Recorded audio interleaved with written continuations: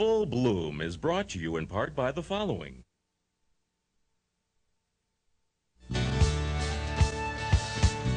Welcome to Full Bloom, the award-winning show that celebrates life. Here's your host, Zita Christian.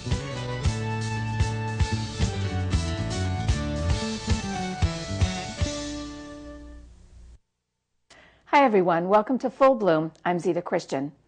Every September, on the weekend after Labor Day, the Glastonbury Art Guild holds an art festival called On the Green. It is a spectacular event and people come from all over New England because the artists who exhibit there are of high quality. You will find there people who make jewelry, people who work in wood, people who make candles, people who do graphics and photography. You'll also find fine artists. And our guest tonight is one of those fine artists. Her name is Shauna Shane. Shauna, thanks very much for joining us tonight. Oh, you're so welcome. I know that you've been a professional painter for at least 30 years and a teacher, but I want to start back. I've mentioned before on the show that I have a plaque in my kitchen that says, "Home is where your story begins." And I really believe that's how it happens. So I want to look back at inspiration that you might have received or that maybe was encouraged or not encouraged when you were a child. So as a child, were you involved in simple things like crafts?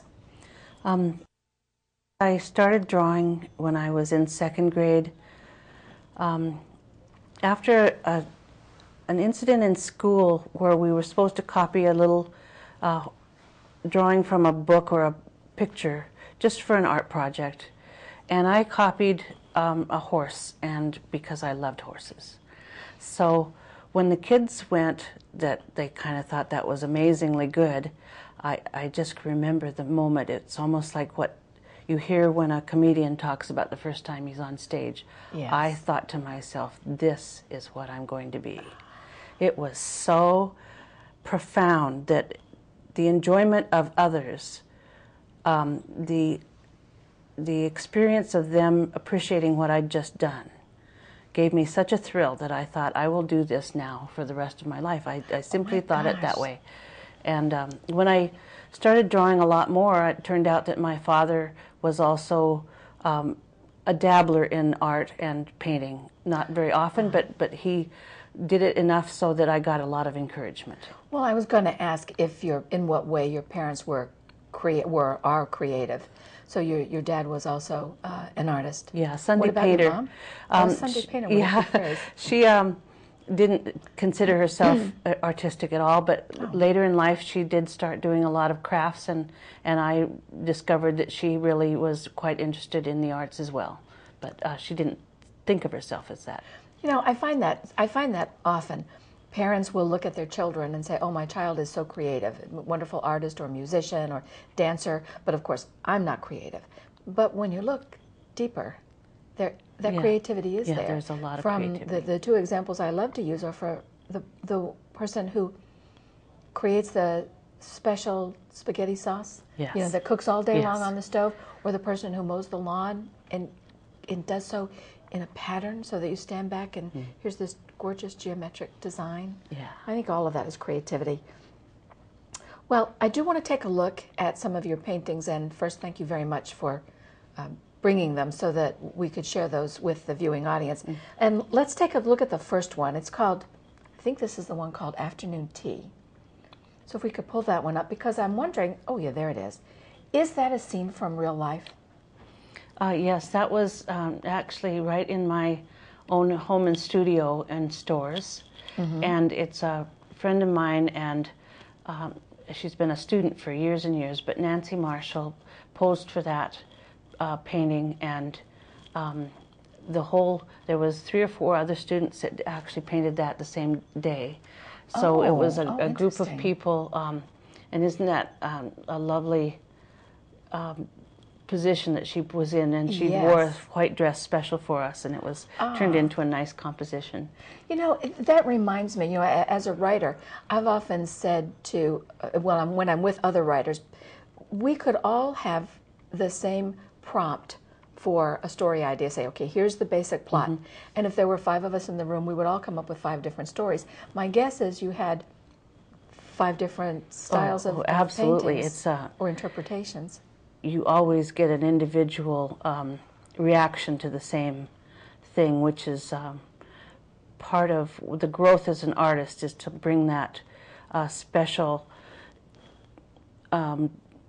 look. Just like in a poem, the essence is what you're going after, and in a painting, bringing it down to what the reaction that it brings from you is a absolutely individual thing. So if you do a piece completely photographically and you tell the whole story, then my painting and your painting will look exactly alike. But as you get more skilled and you start to bring the essence of the painting through by fewer strokes, getting rid of what you consider the excess, simplifying, making it more concise, which is why I compare it to poetry so much. Because it's just like writing. So my essence will always be different than yours. And so that's why I don't think when I have so many students that say, I want to be looser, I want to be more loose, as opposed to being tight. They're thinking of tight paintings being photographic, and they're thinking of loose paintings as being more impressionist. Okay. But it's really like calling poetry loose writing. It couldn't be more opposite. It's not loose. It's controlled. It's more skilled, efficient, and concise. It's brought through confidence and practice, not by just being loose. Shauna, that's so much like writing. I mean, not just with poetry, but in writing novels and short stories as well. Oh, the parallels are really nice. I like that. We have another one, another young girl to take a look at. This one I think is called Girl in Pink. What a beautiful picture. Now I noticed when you sent the picture, I was specifically focusing on the title, Girl in Pink. So when you title your work, are the titles meant to be more descriptive so that you would find them in an index or something as opposed to being evocative? Is that the idea?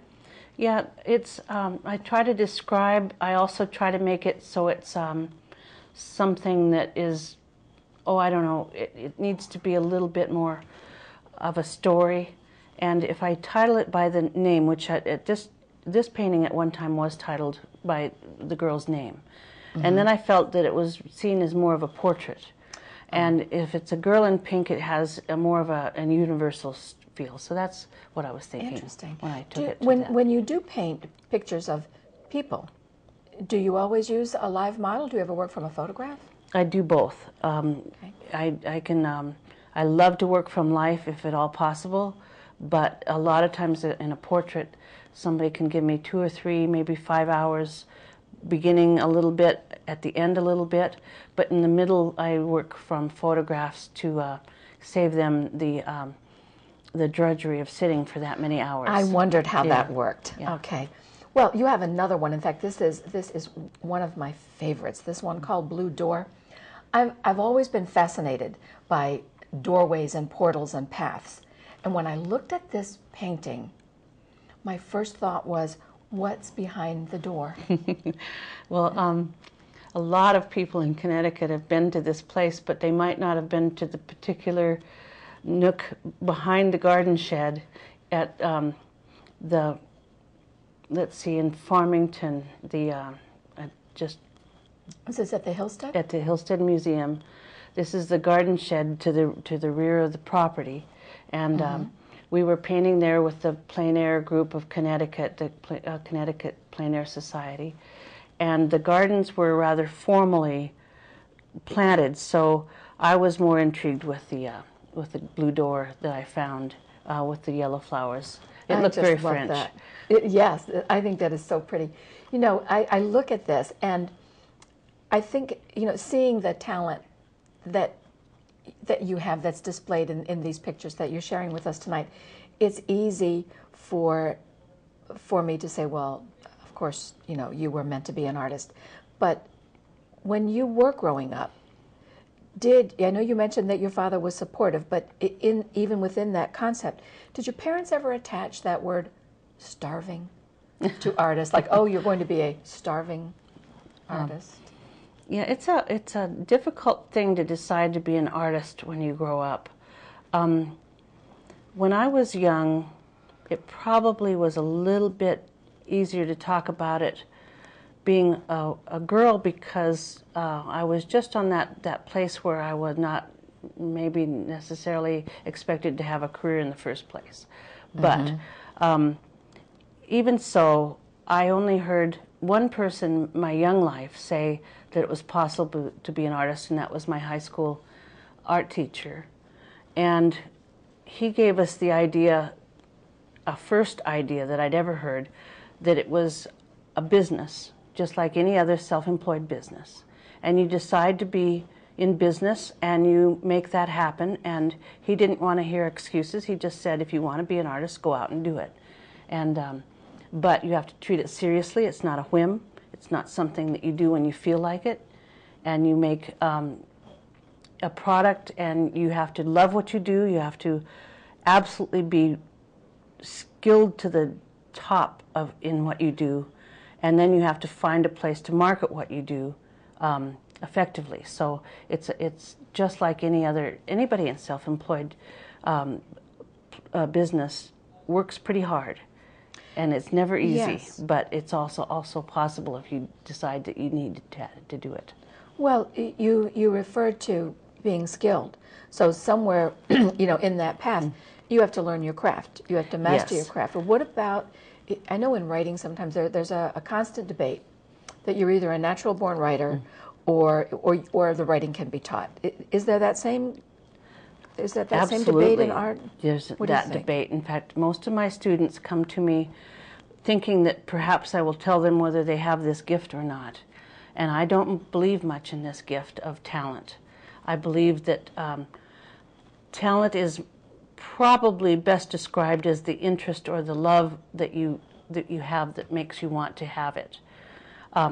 But I also believe that talent comes from becoming skilled. For instance, if a kid takes piano lessons when they're young, they might not even like it. They might actually hate the piano lessons. How would they know if they were going to be talented in piano until they had a couple years worth of lessons? It's like you wouldn't even have an idea if you were going to be good at it yet. That's or true. If you loved it yet. How would you possibly know? So I believe that those fortunate people that have enough of an interest to take a few lessons, and they get a good teacher that is encouraging and can tell them how to get there quicker, because that's what a teacher does, is show them how to not waste their time with years of bad direction. You have to show somebody how to see in a way that will make it quicker for them to become skilled. But it is mostly skill and practice. The passion comes, the better you become, it's easier to become passionate about it. And just like music, it has to do more with how many hours you put into it. And after that, perhaps genius is something that is born. But after 30 years of 8 hours a day, I'm not sure who could tell which was the genius and which was just a very, very skilled practitioner. What you just said is going to give a lot of people in the viewing audience confidence. Yeah, you don't have to. No. You don't have to be the prodigy No. in the 5th grade. No, it's a teachable skill. I have not met anybody yet that I couldn't teach how to draw well. The craft is a craft of drawing and draftsmanship. After that, where you take it is up to you. But it is the art of drawing is teachable. And you are a teacher. You've been Yes. teaching for a long time. Yes. You referred to music just a moment ago, and I read something on your website where you talked about your artistic journey as a musical instrument. What did you mean? Well, just like I compare myself to a pianist, although I've never ever done any musical instrument, but I know that it's a lot like the practice and the journey of learning how to say the most that you have to say as efficiently and as beautifully as possible. In the end, it's not about matching the color or matching the actual detail of something. It's about making a beautiful painting. And in the end, any art form is the same as that. I was going to say, many of the things that you're saying, apply them to Absolutely. writing fiction, to poetry, to Yes. music, as well as the art. Or good carpentry. There's yes. hardly any discipline that doesn't try to get briefer, take rid of the excess, the unnecessary actions and movements, and then get down to the essence of it. And usually, the simpler, the more beautiful. All right, let's take a look at a couple more of your paintings. There's one here called Peony, and I know isn't that gorgeous? And I looked at that and I thought, I love peonies, and I know that the Greek physician, I believe the name is pronounced Peon, used, or that the flower anyway was named after him, and used as healing, in healing, because he was a physician, and so the flower kind of took on that concept. Does the peony have special meaning for you? I guess it is my favorite flower. It's so beautiful. I love the poppy also, which has a very thin and a leaf or a petal that kind of is very voluptuous. But the peony is simply a gorgeous shape, and the difficulty is always in seeing something as light and shadow instead Yes. of as a flower. When you see something and you call it a name, your brain kind of goes back to what it learned about how to make flowers, even in kindergarten. And so I'm always trying to get people to see the shape of the light and the shape of the shadow. And if you can kind of reduce it to those kind of words in your mind, then that beauty will always hold together. And that's kind of the secret to painting. Oh, see, now I wanna go, even if it's just getting my little crayons out. I want to go try something. Now I want to take a look at another painting here, sunflowers. Now I know in astrology, sunflower is symbolic for those born under the sign of Leo, which is a king, and I know years ago the yellow petals were used as dye for fabric, and you could make dye black and blue from the seeds. Do you ever think about things like that when you decide something that you're going to paint? Do you research any of its background or lore or history? No, I'm just attracted absolutely to the design of what I'm seeing before me. The first thing that you need to have a beautiful painting is a beautiful composition or design. And so in that painting we had kind of a circular pattern that went around, and if I see shadow and light in a way that makes the whole thing kind of frame up, and I know that it'll be a beautiful composition, that's what pulls me in. And then the subject matter, of course, it includes color, and it includes pattern, and it includes the atmosphere and the distance and things that make it just beautiful. But I'm just visually attracted to what I'm seeing in front of me, and I'll stop sometimes in my driving around, and if I'm lucky enough to have my paints with me, I can set up within 5 minutes and start painting. Wow. And then otherwise it's a lot of photos that I'll take home. I'm glad to hear you say that, because I don't know anything really about art as a discipline. I just know when I look at something, I know whether or not I like it. Yeah. So okay, we have another one here, because I want to be sure that we get to the pictures. This one was oh yes, these vases. What kind of flowers are these? Those are cosmos from my garden, and set up in 3 clear vases. And so it was a demonstration piece that I had for a watercolor class in the Glastonbury Art Guild on Hebron Avenue. And so at the beginning of every session of classes that I teach, I will talk my way through a demonstration describing what I'm thinking as I'm painting, and it's very helpful. Okay, let's take a look at the next one, and this one would be the red cyclamen. I love cyclamen. They're so majestic. Yeah, that's a kind of, that was another demonstration for another class, and it has an example of how, even though they're separate flowers, it's a connected shape of red and a connected shape of dark green into the pot. So if you think of things as connected shapes of shadow and light and color, it reads a lot nicer than having every individual flower being produced separately. It's a whole different way of thinking. Yes, it is. And another one here, this one, I love pansies. And this one you had these beautiful little pansies. Yeah, that's also set up just to show that the area of the flower moves as a whole design from the bottom left where the blue pot is, up and around and coming around. It's like, so if you can follow the shadow and the light separately, you can see why it makes a pretty little painting. Shauna, I think I'm getting this. Yeah. I do. I think I'm understanding what you're saying here as I'm watching that. And for those of you who are just tuning in, I'm talking with Shawna Shane, who is a fine artist from Stores, correct? Yes, Stores, yes, right. and you are exhibiting in the Glastonbury Art Guild's On the Green Festival, which is always the first weekend after Labor Day in Glastonbury. Now, with all these beautiful pictures of flowers, are you a gardener? Do you? Oh yes, I certainly I am. kind of thought you might. I kind of thought you might. You,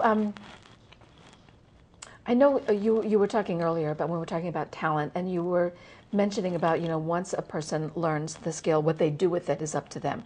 That's the part I liken to a writer creating her own thumbprint for her work. And for an artist, because an artist obviously has to distinguish herself, am I correct in assuming that in your body of work, it is your use of light, shadow, and atmosphere that you're known for, that your work is known for? Yeah, I think I'm known for a real exuberance of color and energy, as well as a nice ability to, the draftsmanship is also something I'm very proud of, that I can draw very well.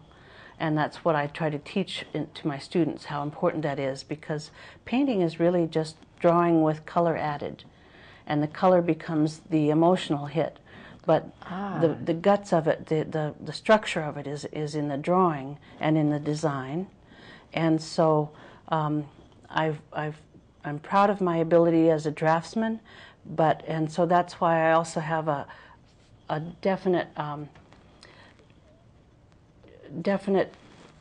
increase in the number of animals and people. I have a lot of natural world paintings. This is a perfect segue, because the next picture that I wanted to pull up had to do with cows. And you have these beautiful cows here in the field.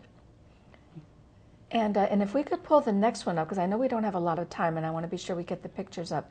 Then you had one of sheep. What a beautiful, beautiful picture. Thank you. I mean, I can feel like I could reach out and touch them. And yeah, that was some sheep where I lived. Just before I moved to Stores, I was just down the road, and my landlord owned these sheep. He's a master gardener, and so these were friends of mine when I was taking care of his property. All right, now we have another one of more cows. This time the cows are lying down. This reminded me so much of being out on my grandparents' farm. Which was a beautiful picture. Thank you. And let's get to the next one here, because I'm wondering if they're related. This one was a path to a farmhouse. Now, is this farm significant in your life? Only because I know that it's always available and beautiful. It's a nice curved road from a high hill looking down onto the rooftops of Zychek Farm in Willington. And it's just a lovely place, and the people are just, the family is a lovely family, and I just enjoy painting it every year. It's a beautiful spot. Now, you had another painting you sent to us, and I thought, oh my gosh, totally different, I mean, from my perspective anyway. Let's take a look at that last one, the pink flamingos. Oh. Where was this? That happened because my daughter and her husband and my 2 grandkids moved to Florida, to Sarasota, Florida. And so walking around one of the bird sanctuaries in that area, I came across these 2 flamingos, and so I have a series of koi ponds and flamingos that were on account of visiting Florida. It's just a completely different environment, isn't it? Yes, and it also shows that, you know, wherever you go, there's inspiration is everywhere. Yes. Speaking of such things, I know that for a while you were a resident artist in Yellowstone National Park. So when were you there? How long was it? And probably more importantly, how did that experience influence your work? I was there from 82 to 85, quite a while ago now, but my upbringing was in Montana, so I started by doing a lot of wildlife and animals, and so it became a natural thing for me to apply to become a resident artist at Yellowstone, which was 90 miles away from my hometown in Bozeman. So I was able to become hired by the service that sponsored the resident artists, and it was just a wonderful experience. I got every evening, all of the people there had no TV, no radio, no cell phones. Oh. And so I was the You were the featured talent. artist. That's wonderful. So when you think about that, because you were referring to the years ago when that happened, how does your work compare? I mean, if you're looking at your work in the early years and looking at your work now, how would you compare the two? A little bit more painterly because of the brevity of stroke. If you work more outside in the quickness of the time that you have, you learn how to put it down faster, and just like poetry, a little bit more brief and getting to the essence. And if there's anything that would describe my paintings from then till now, it would be less detail, but a little bit more of an impact, a little bit more of a statement. Well, Shauna, a final question. From your perspective, what has making art taught you about yourself? Oh, I guess I believe that all creative passions have to do with a need to share and communicate. I think creativity is another word for conversation. It's not enough to just do it for myself. I'm actually interested in sharing something with somebody else, sharing something beautiful. And if someone else wants to put a painting or a sculpture of mine in their home and live with it the rest of your life, what a compliment. There's nothing better.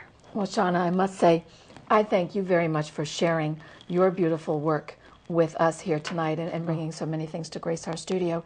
So thank you very much for coming. And you're so welcome. And also a thank you to my FB crew, and finally to you in the viewing audience. I say this every week and I mean it sincerely.